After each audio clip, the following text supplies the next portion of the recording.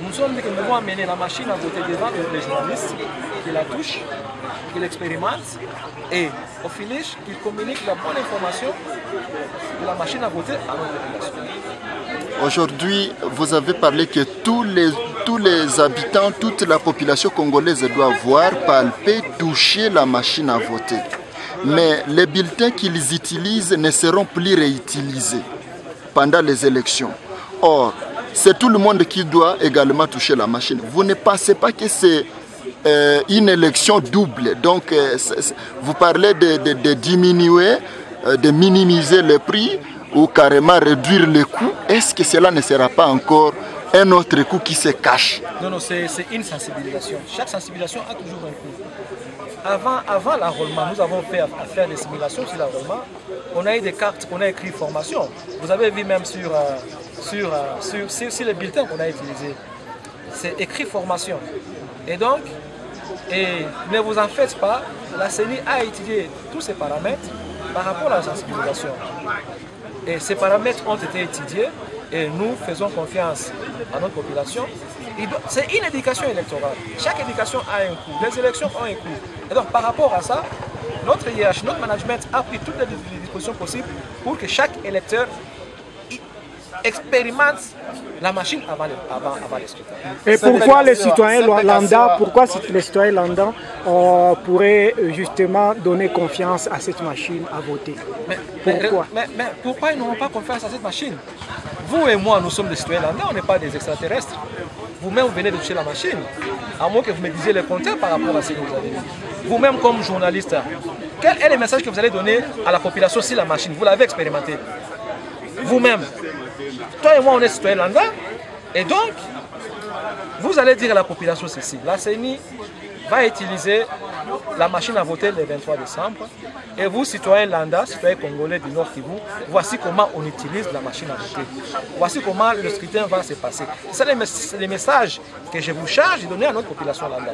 Et en donnant une bonne information, la population ne peut qu'avoir confiance avec cette machine. Oui, c'est et surtout que cette machine, nous le disons, fait partie des composantes des kits bureautiques que nous avons. Nous avons les crayons dans nos kits, nous avons des calculatrices, nous avons des papiers. On n'a jamais posé la question de savoir pourquoi on n'a pas confiance en calculatrice. La machine là aussi a calculé. Elle a fait sortir les voix automatiquement. Elle a fait sortir les chiffres automatiquement. Nous avions une calculatrice dans notre kit où on calculait, on mettait les chiffres dans la calculatrice. On n'a jamais posé la question pourquoi on ne devait pas avoir confiance à cette calculatrice. Vous êtes des intellectuels, vous savez aussi que les ordinateurs sont des calculatrices. Ils ne génèrent que des chiffres. Et donc, que la population du Nord Kivu ait confiance en cette machine. Vous-même, vous l'avez expérimenté.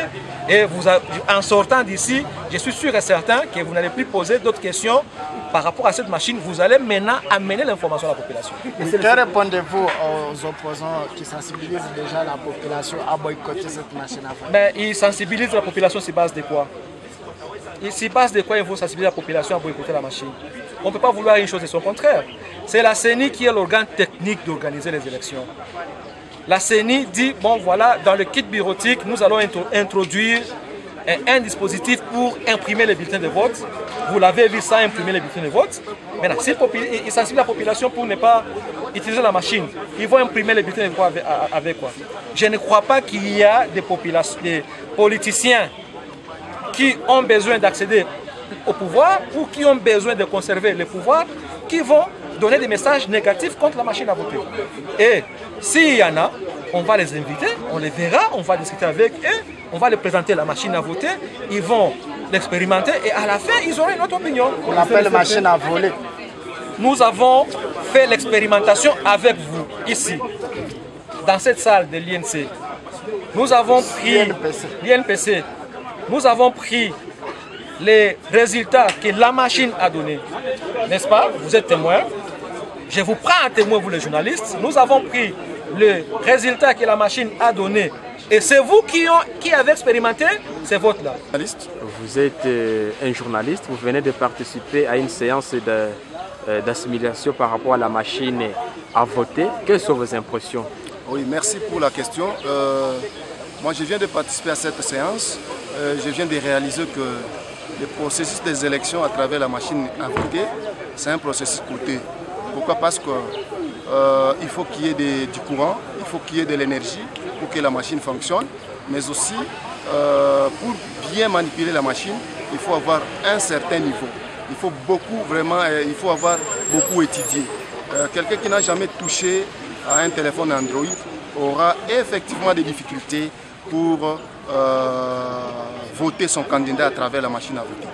La machine contestée par Séoul, est-ce que vous, en tant que journaliste, comment vous trouvez leur point de vue? Parce que la machine, elle semble être contestée par tout le monde. Moi aussi, je suis de ceux qui contestent les élections à travers la machine. C'est pourquoi je viens de dire que c'est un processus qui est tellement coûteux. C'est un processus qui est tellement lent. Pourquoi? Parce que quelqu'un qui n'a pas étudié, tonton, comment il va savoir manipuler l'ordinateur? C'est un ordinateur. C'est une élection électronique. Et même s'ils appellent ça vote manuel à travers une machine, c'est électronique. Parce que si vous touchez, ça vous envoie une autre page. Vous touchez, ça vous envoie une autre. C'est pourquoi j'ai dit quelqu'un qui n'a pas étudié aura des difficultés pour se choisir. Donc vous soutenez la méthode ou bien la manière, ou bien les moyens? Je suis de ceux qui pensent qu'il faut revenir à l'ancien système, le système manuel des élections. Ce système-là, pour moi, je pense qu'il n'est pas coûteux. Vous pouvez vous choisir votre candidat, on ne va pas allumer le groupe électrogène, on ne va pas chercher le courant.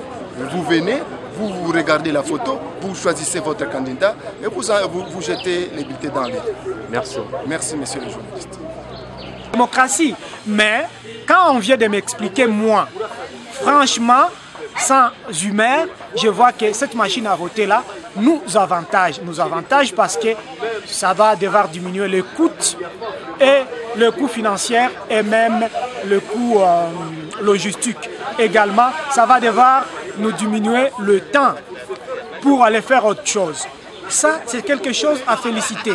Et aujourd'hui, quand on est opposant, on doit tout négativiser. Même si quelqu'un veut à ce que les choses avancent, on doit mettre ça. Mais moi, je suis journaliste, je ne suis ni pour ni contre. Je ne suis ni ami ni ennemi d'un politicien. C'est pourquoi j'ai dit que cette machine à voter nous avantage, nous Congolais, et tout le monde qui voudrait voir le 28 décembre prochain les élections ici en République démocratique du Congo.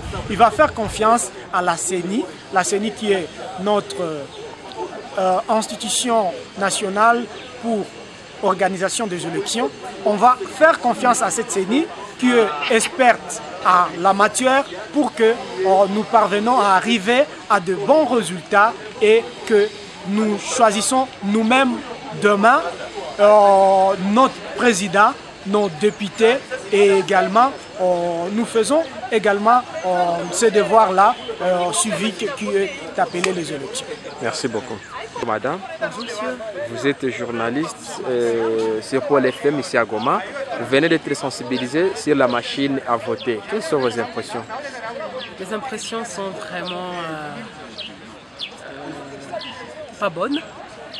Après les explications du CEP de la CENI au niveau provincial, qui moi, à mon niveau, n'a pas pu convaincre le média par rapport aux avantages de cette machine à voter, moi, je pense qu'il y a quelque chose qui se cache derrière, sans que je ne sois politicienne. Je suis loin de moi un discours politicien, mais il nous parle de la machine à voter, ses avantages, ça réduit le coût, et voilà. Comment vous expliquer que imprimer du papier, que les gens vont voter avec un stylo et puis partir, et mettre à la disposition de la population une machine que tout le monde ne sait pas manipuler. Après la séance qu'on a eu à faire, moi j'ai compris que ce n'est pas difficile de manipuler, mais ce n'est pas tout le monde qui a déjà été à la portée d'une machine. Ça, tout le savons. Et cette machine-là risque de frustrer certains électeurs et avoir des impacts négatifs sur leur vote. Mais la deuxième chose, c'est quand je parle de coûts. La réduction de coûts, vous savez qu'un centre d'enrôlement éclate à 5 bureaux de vote. Et puis dans chaque bureau de vote, il doit y avoir une machine à voter, plus 2 machines de réserve. Alors vous prenez le nombre de centres de bureaux d'enrôlement qu'il y a eu sur l'étendue du territoire national, vous les multipliez par 7 pour avoir le nombre de machines de vote que la RDC va commander en Corée. Et le prix unitaire d'une machine, c'est ce qu'il vient de me dire, parce qu'il n'arrive pas à dire le prix unitaire, la machine va coûter combien, c'est la question qu'il n'a pas pu répondre. Ça coûte combien, ça coûte combien? Il dit, ben madame, je ne sais pas, mon chef a déjà parlé de ça sur Digital, sur Radio Okapi et tout, mais vous êtes là, vous devez répondre aux questions de journalistes. Et à la fin de compte, il nous parle d'un prix d'un iPhone 7. Un iPhone 7, c'est pas moins de 1000 $. Donc, vous allez imaginer, vous allez prendre le nombre de centres d'enrôlement, vous les multipliez par 7 et vous le multipliez par environ 1000 $. Vous voyez, est-ce que vous pensez qu'avec ça, vous allez nous dire que la machine à voter vient réduire le coût électoral? Mais tous nous savons encore que l'ordinateur raisonne comment? Un petit logiciel suffit pour que tout soit triqué. Mais la CENI dit que le résultat du comptage manuel sera pris en considération. Et si le résultat du comptage manuel, c'est ce qui fera c'est ce qui donnera le résultat des élections, pourquoi alors faire encore la machine à voter? On est en train de faire une chose 2 fois. Donc vous n'êtes pas d'accord avec ce système? La machine à voter, vraiment il y a encore. C'est bien s'ils arrivent à nous expliquer clairement. Parce que sur le plan réduction de coûts, on n'est pas en train de voir. Parce qu'ils disent transporter les papiers, la MONUSCO nous a toujours aidés. À l'époque, la MONUC, en 2006, la MONUC nous a aidés. En 2016, en 2011, la MONUSCO nous a aidés. Moi, je me demande de quel coût ils se plaignent des transports que le gouvernement n'assure pas. Totalement. Et pour vous, vous trouvez qu'il y a une manœuvre de la... Je ne suis pas en train de le dire, mais il y a quelque chose qui n'est pas clair dans cette histoire de machine à voter. Que moi personnellement, comme journaliste, j'ai besoin des éclaircissements. J'ai été avec les CEP de la CENI en province, il n'a pas pu convaincre. D'accord. Merci.